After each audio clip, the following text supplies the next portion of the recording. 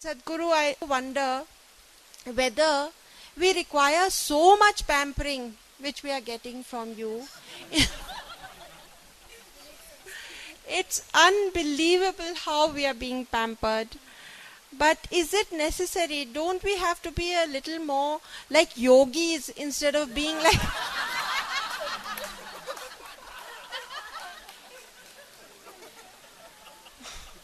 So, now you know what's stopping you?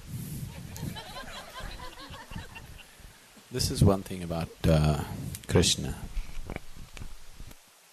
If he had the time, he pampered every human being to the limit. If he had the time. Even when he did not have the time, he did his best, but people felt dissatisfied, he's not paying enough attention, this, that. But when he had the time, it doesn't matter who it was.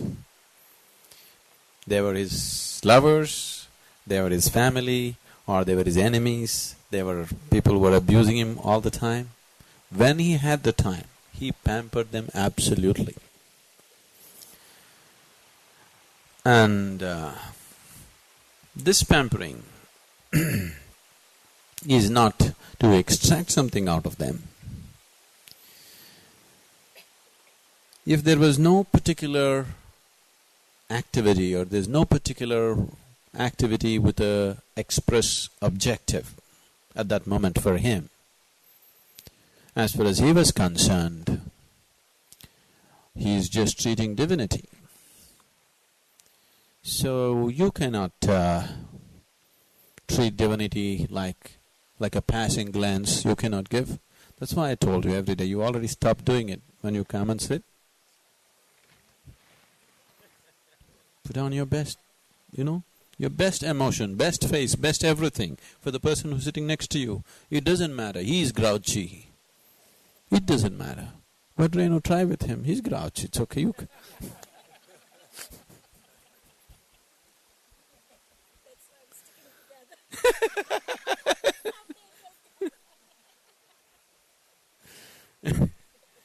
So, just giving the best all the time. So, shouldn't we be like yogis? Then you completely misunderstood yogis. They were like that too. Not only Krishna, Dvaipayana also was like that. It is just that Dvaipayana is more based in knowledge, he doesn't have the dynamism of Krishna. Otherwise he is no less. There were any number of yogis who were no less than Krishna, but they didn't have the same flair and Don't talk about it. Shiva never paid any attention to anybody. Okay. He does not pay attention to anybody. He's just totally absorbed with himself. He just doesn't care a hoot for you. That's his way. And he doesn't care a hoot for you because he treats you as just himself. Do you every day, unless you're too full of yourself? Do you do this? Sonal, I think she does. If you're too full of yourself, you'll pay too much attention to yourself. Now otherwise, you don't pay attention to yourself, isn't it? For him there is no you and me. He doesn't play that game of you and me. For him it's just him. So he just tramples on you and goes. Because he doesn't see you and me, he is just me. Krishna is more world-oriented. He's come with a specific objective and a job. He has a mission to fulfill. So he functions in a different level altogether. So the important aspect of being in Leela, if you want the life to be a play, you can't do a play without attention. You can live your life without paying attention, but you cannot play a game without paying attention, isn't it so? You cannot survive any game unless you know how to pay attention to everything that is there. But you can go through your whole life without paying attention. So when we say Leela, that means you're paying absolute attention to everything. Otherwise there's no Leela. Careless people, callous people cannot play their life. They have to be dragged through life. Situations will drag them. They'll not walk by themselves. Please see this. Situations and their fate has to drag them through life. They will not walk by themselves. They cannot do Leela. That's why I told you, walk into the hall joyfully, you've given up already. Walk around joyfully. When you're happy, you walk in a certain way, isn't it? Do you see how children go? That day when I said, somebody come and demonstrate, I picked out Tina because I've seen her. She has to go pick the car and come. She's going in the parking lot. She's unaware of it. But everybody notices that she's just going in the parking lot like this. I wish the whole world walked like that, isn't it? The world walked like that, there would be no violence in this world. The world walked like that, there would be no evil in this world. If the world walked joyfully, when you're happy, just see you're incapable of harming. Yes? When you're really happy, you're incapable of causing any harm to anybody. It's only when you're unhappy, there's an enormous capability to harm life around you. So, the very purpose of presenting Leela like this is, I still feel we have not done justice to Krishna in terms of our arrangements. There's a limit about our resources and finances and everything. Otherwise, we would do a lot more. To befit Krishna, whatever you do, it's not enough. The man is so glorious, such a glorious human being, that it doesn't matter what you do, it's not enough. But when he was alive, not everybody realized this. Not everybody realized this. A few people experienced him as a glorious being. Going by normal standards, lot more people experienced him that way than usually it happens to other people like him. Lot more people. But still, all the hardship that they put him through was quite something. The kind of trying situations they presented him in. If those were not there, his energies could have been spent on something much more beautiful. But many times, all this he made everything beautiful, okay. He has to run away from his town, he made that also beautiful. He has to fight a war, he made that also beautiful. Abuses were hurled upon him, he made that also beautiful. He converted it into beautifulness, but generally if such situations happen to people, people would be broken. The situations that he was pushed into, normal human beings would be just broken by such situations. If those situations were not there, I'm sure he would have had much more people leelaying with him. Many more people leelaying with him if those trying situations were not there. There's no point lamenting about what happened 3,500 years ago. But every generation repeats the same mistake. Every generation repeats the same mistake over and over and over again. That's the tragedy of humanity.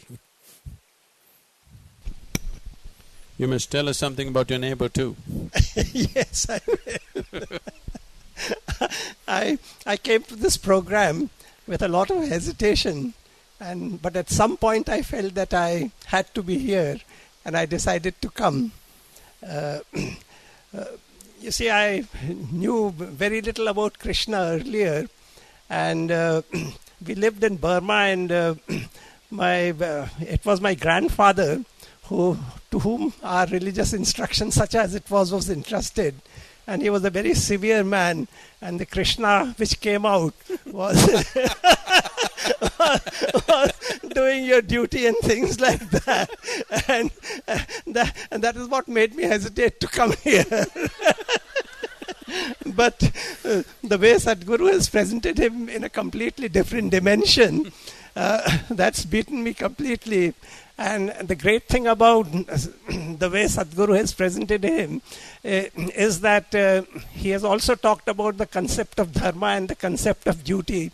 But you have laid a lot of stress on on the way he felt his dharma towards the women who were in his life. And that, I think, is something which most people in India miss it completely. Thank you, Sadhguru. What about your neighbor? You must say something about your neighbor. You definitely did not get influenced by your grandfather. Thank you for that.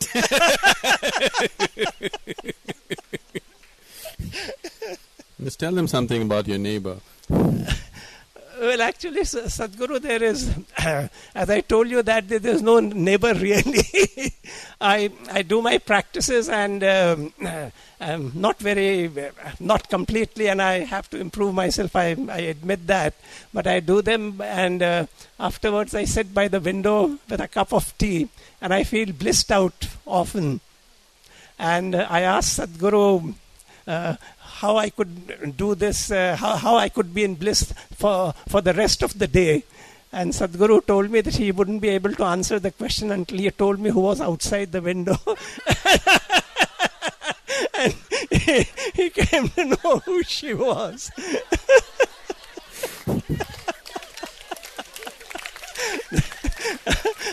I told Sadhguru later on that there is no one outside, it's only the ocean which is outside my window and nothing else.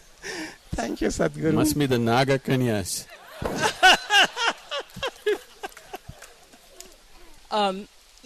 Whereas many of you know the stories and the songs and the dances, for me, it's just been just incredible. And I went and visited the kids in the school because I was going to read to them.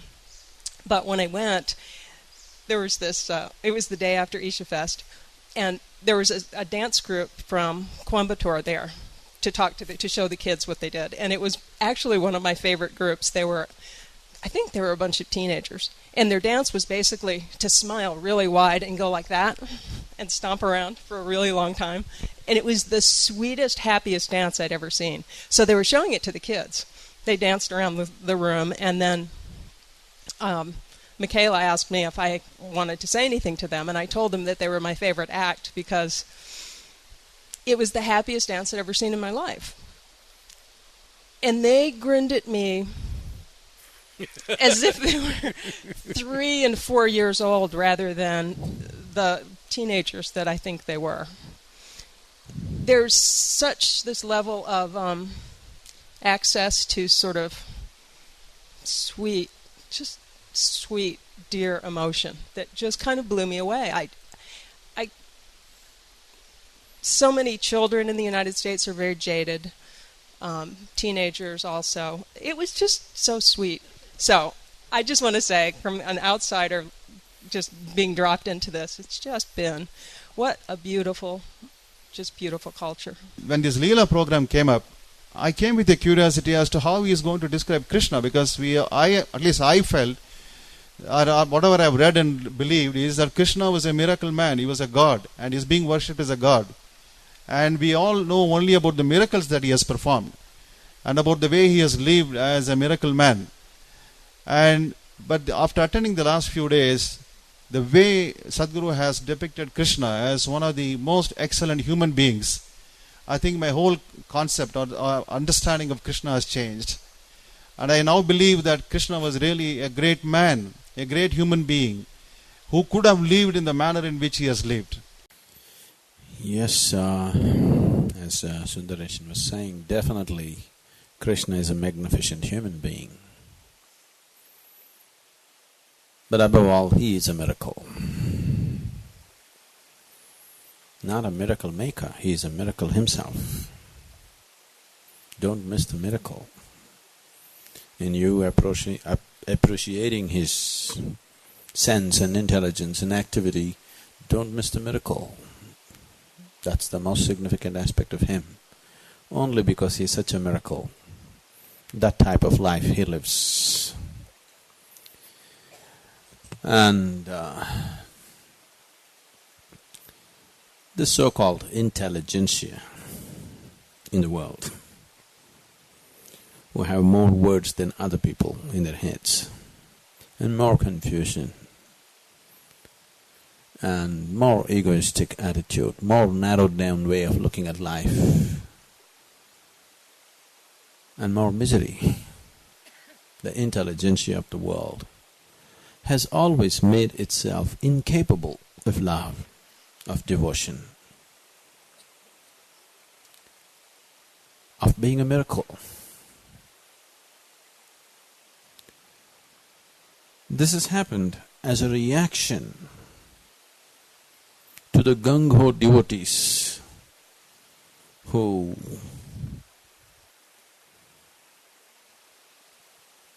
have become so hallucinatory and so stupid. What you call as intelligentsia who is talking against all these things is just a reaction to an extreme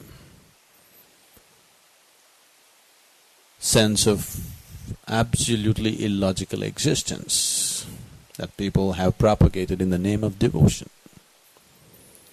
To be devout is a very intelligent way to live.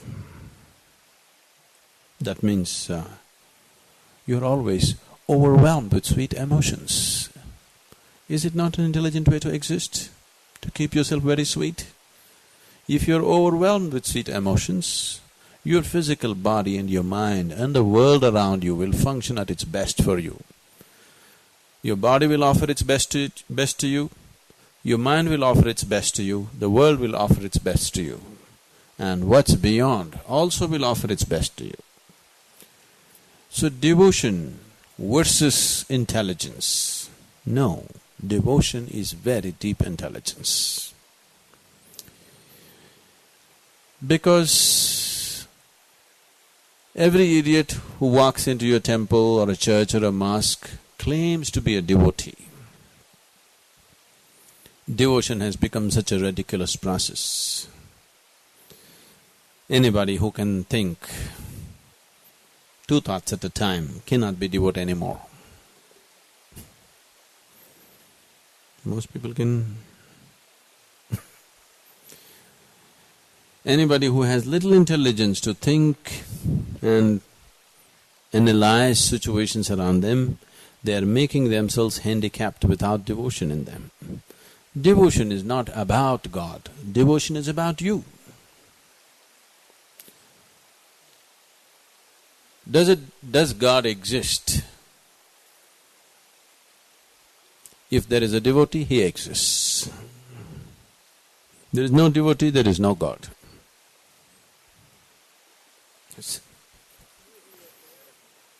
If there is no devotee here, there is no God here.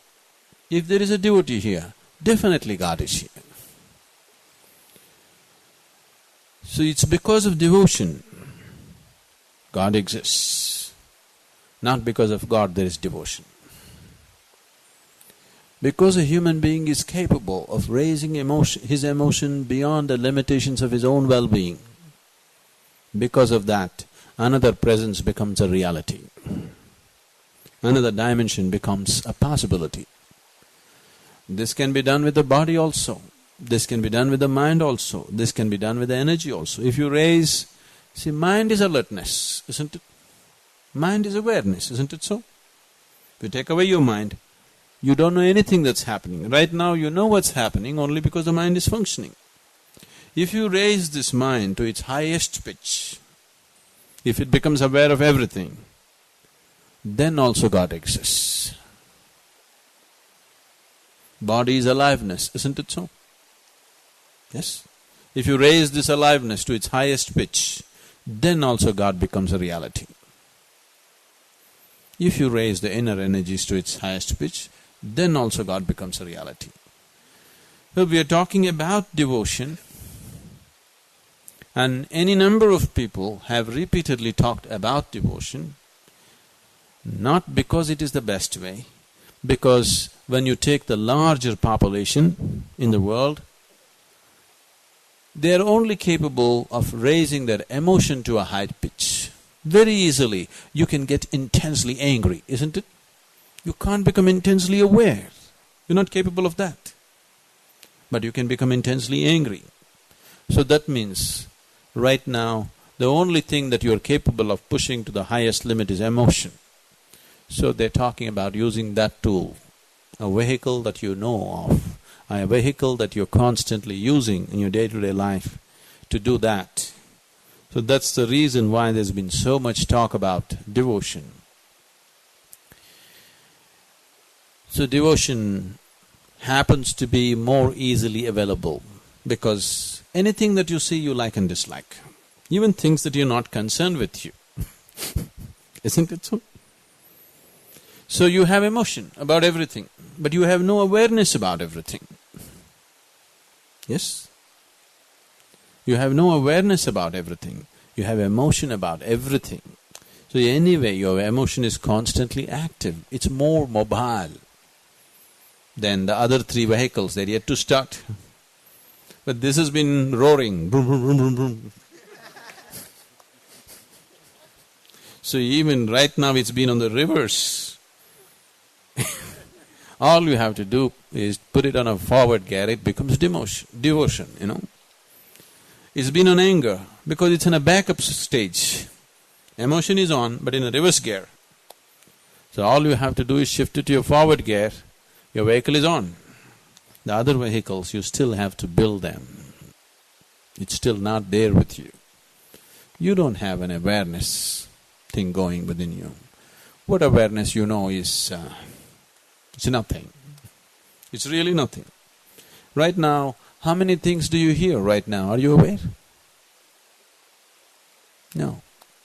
You're not. You're hearing the water and me, nothing else. But there is so much happening here right now. Even on the level of just hearing and seeing, there is so much. Not everybody sees everything, not everybody hears everything. The whole system of Atharvana Veda is just this. When they see like absolutely. When they hear everything absolutely. All senses are raised to such an absolute pitch, suddenly a man has total mastery over the situation around him. There's a very beautiful incident in the Mahabharata where Krishna is not on the scene but he's very much a part of it. You ready for a story or you want to eat? Sonal, don't sleep, okay? Okay.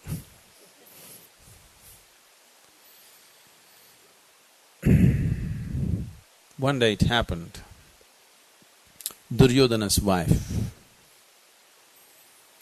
she's just 18 or 19 years of age probably. She is fully pregnant with her first child. So she is sitting there, some of you ladies went for the… mehendi. She has mehendi on her hands. She's a simple girl, devoted to her husband. She doesn't know anything else, she's dedicated her life to her husband. That's the way the tradition taught them, that's all she is. So she's just sitting with those things and he just washed her hair, wants to dry it. She's sitting with her maid. Being a queen, she has maids around her, so she is sitting. Duryodhana has just been to the Swayamvara to win over Draupadi as his wife. Bhanumati was struggling within her because if Draupadi comes, she comes from a much bigger royal family, she's Drupada's daughter, and everybody knows that she's a very powerful woman, fiery woman. Bhanumati is a simple girl, very beautiful, but simple person. She doesn't have the intrigue of a Draupadi behind her. So she was going through her own emotion. She was happy that he lost the Swayamvar. Everybody has their own agendas.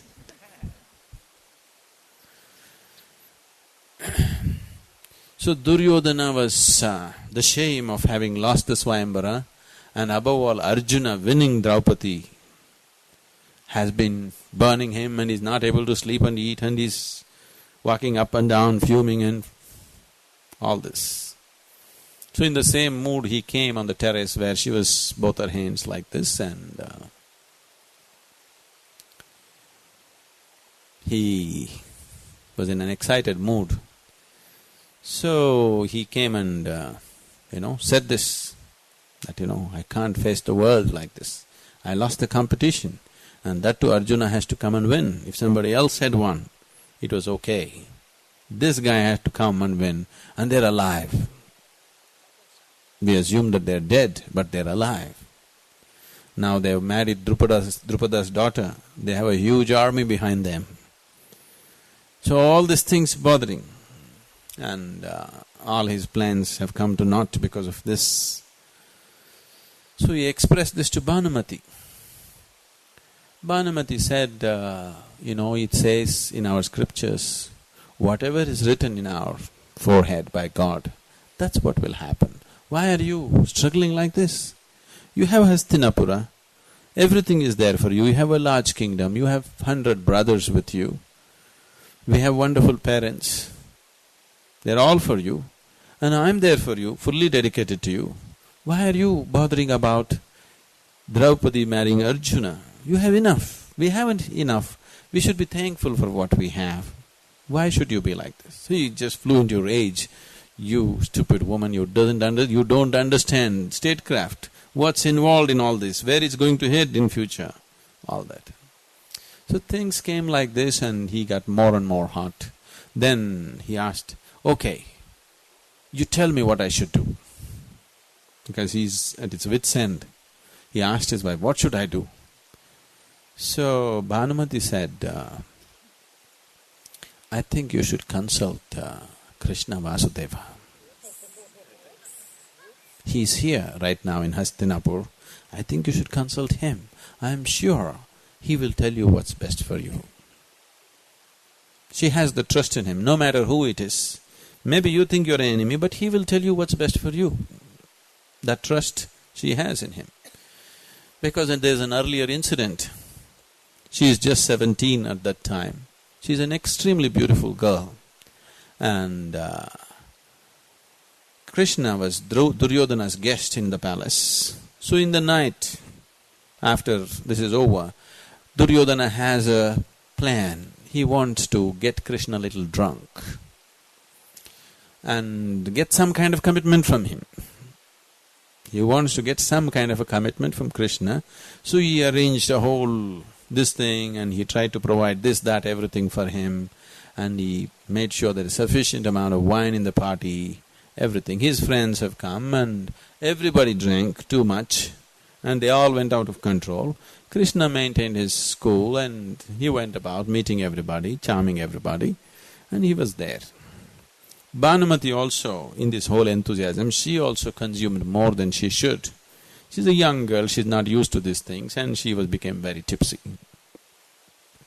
So after some time, everybody got so tipsy and things went out of control, it almost went on the verge of an orgy. So Bhanumati lost control over herself and she just came and fell on Krishna and she started expressing her desire for him. So Krishna just held her like he would hold a baby, and he saw where the whole situation was going, and he saw in this condition if she does something, she won't be able to handle it later, and as a queen of Hastinapur, she will be finished. So he just carried her, he physically carried her and took her inside the palace, went to Gandhari's chambers, that is her mother-in-law, and handed over the girl to her and came. And next day morning, she was absolutely grateful to him for having done this. And from then on, she was like a devotee of Krishna. So she said, you consult Krishna, he would be the best man. So the moment she uttered the word Krishna, he just flew into a rage. He said, you go and live with him if you want. So she was absolutely offended by this. You're not just talking about me. You're talking about Krishna. He's not an ordinary man. You cannot just tell your wife, go live with him. She was so hurt. She was wanting to meet Krishna because he was in town.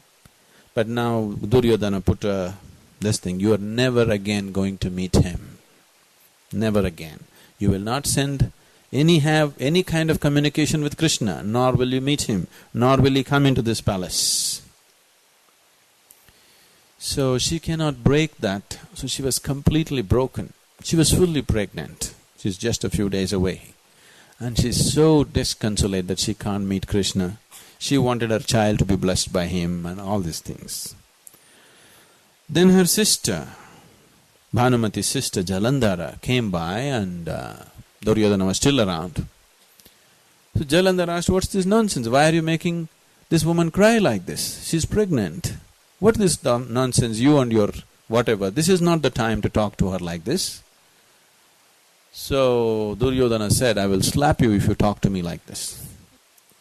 He said, if you slap me, Jalandhara was a spirited girl. If you slap me, I'm going to bite your fingers off. Things went in this direction.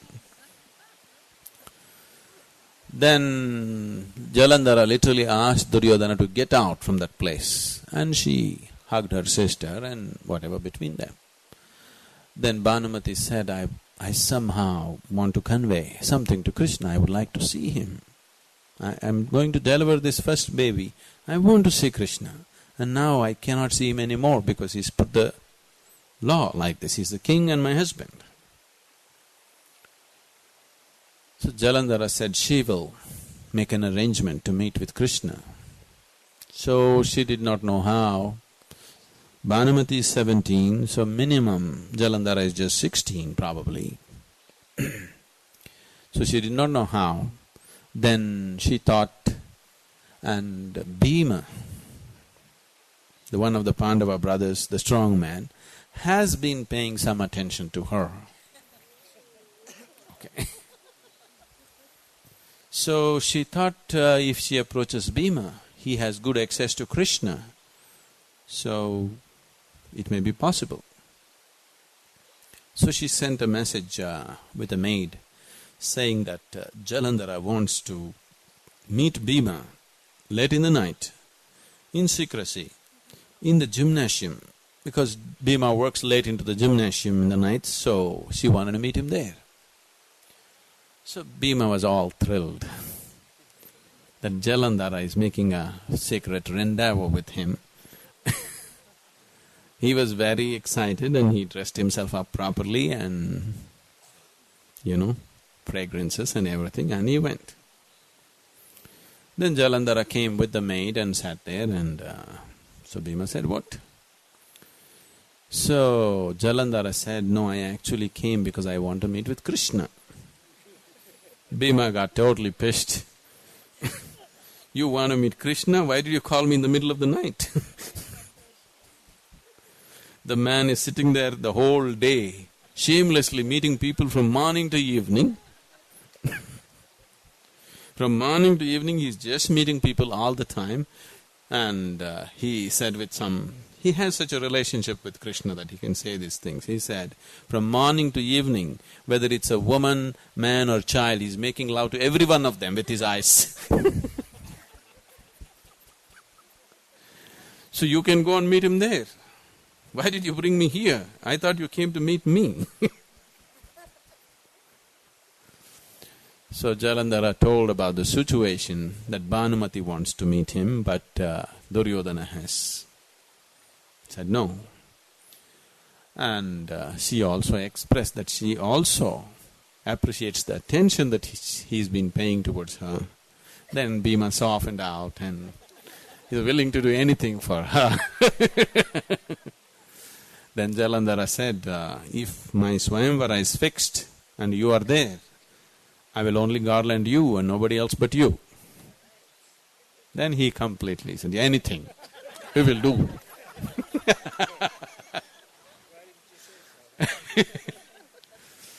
So he said, fine, I will meet Krishna and arrange this for you.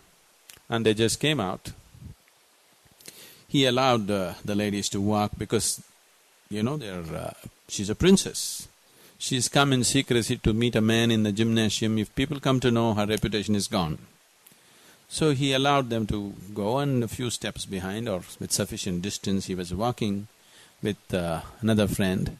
Then he noticed a man who was standing behind a tree, and after Jalandhara and her maid walked, giving a little time, this man followed. So immediately Bhima thought, he's heroic. And he thought somebody is following the princess, so danger.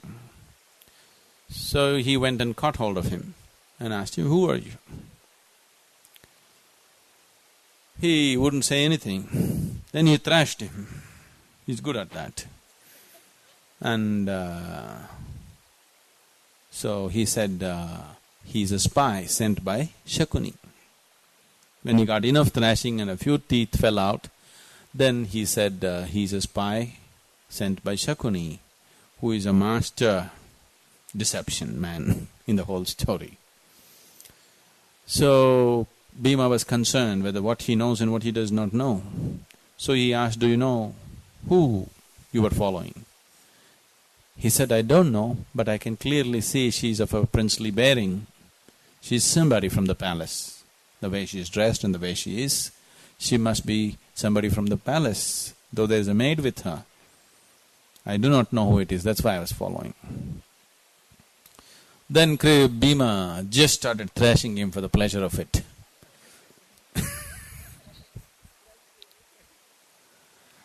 And what else? What else do you know? Then that man feared for his life and he said, right now Shakuni and Dushyasana are planning to kill Bhishma, yourself and Krishna.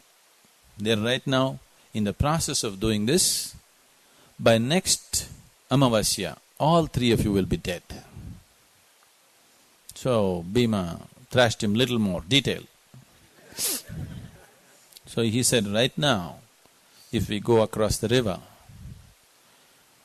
there is a Mahagori, there is a sage whose name is Mahagori. Agori is a system of, you can call it yoga, which is an extreme system of yoga, it's an occult format. So they are right now sitting with Mahagori and they are doing the black arts to kill Bhishma, Krishna and yourself. So Bhima took the spy along with him. They took a boat, crossed the river and they went there.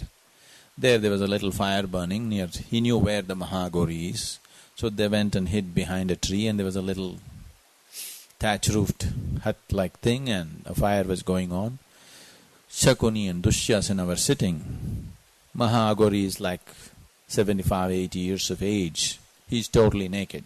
Agoris are always naked like that. Not necessarily, but most of them are. Completely naked man and he's mumbling something and chanting and everything.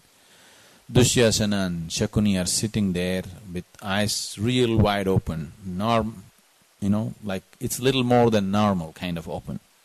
When people are struck by something, their eyes open more than normal. Have you ever noticed that? Really like that they were. And Bhima just sat there listening to everything that's happening. Then Agori asked, okay, who are the people that you want to eliminate? Then Dushyasana said, first we want Bhishma to go, he's always standing in our way. And Krishna has to go. And then Bhima must go. He is their main strength. If we destroy him, we'll break the Pandavas. So Mahagori called for Mother Goddess. He went through a whole process and various things. Then a voice started speaking. The terrifying voice started speaking and approached him and referred to him as my child and spoke to Mahagori. Then Mahagori said, these people, they want Bhishma, the son of Ganga, to be dead by next Amavasya. So the voice said, Bhishma has been given the boon to choose his death. I cannot do anything about him. What next? Then he said, Krishna Vasudeva must go. Mother Goddess laughed and she said, he is divine, we cannot touch him. We cannot do anything about him. Then they said Bhima should go, son of Pandu, Bhima should go. Then Mother said, okay, do the necessary offering. We will see. So Mahagori was just about to conduct the next part of the ritual to have Bhima dead within a month's time, which would have definitely happened if things were done right, which he would do. Just at that time, Bhima pushed the thatch roof into the fire. The whole thing caught fire, and Mahagori's body caught fire. But he's made such a way. He's a 75 or more years of age. His body caught fire, his long beard and his hair first caught fire, and then his whole body caught fire. He simply sat there without uttering a single sound. And when his body was really on fire, totally burning, he just uttered, "Mother, I'm coming." That's all he said. No screams, no pain, no nothing. He just sat there. Aghoris go through a whole discipline. Now, Amla is saying we should be like yogis, that's what she means. She wants you to, all of you to go through some real hard stuff. That if we put a knife into you, you won't scream. You will be fine. If we set fire to you, you will be fine. This is too much pampering yoga. So, then this Mahagori, whom the goddess or the mother goddess treats as her own child, went into a fury of energy. A whole different kind of crackling energy was created with tremendous sound and vibrance in the situation. Dushyasana and Shakuni were absolutely terrified. They just ran to the river. They didn't even have the courage to untie the boat and go. They just swam across. They just jumped into the river and swam across. Then Bhima withdrew and his job was done. He immediately broke the neck of the spy right there. Because he'll go and talk. He broke his neck and he came back. So why I'm saying this is, people who are on the Atharvan marg, they see and hear and smell and taste things that you have never imagined. So much is happening here. So much. One thing is, just simply in terms of life, so much is happening. Especially these mountains have seen any number of siddhas and yogis and seers. You can't kill them. You will never kill them because they are always on. If you create the right situation, they will become full force. Otherwise, they are simply there like that. So the whole process of occult and the Atharvan is just this, that there was a struggle. It is Krishna Dvaipayana in collaboration with Mahatharvan who made Atharvana Veda a part of Vedas, saying that it's fit enough to be included. Though people tend to misuse it, there is nothing wrong with the science. There is nothing wrong with the science itself. It's the way you use it. So you don't have to ban the science simply because a few people misused it. With that understanding, Krishna Dvaipayana or Vyasa made sure, and Parashara also worked towards this, made sure that Atharvana Veda was given the same status as the other three Vedas, which were already established as sacred books.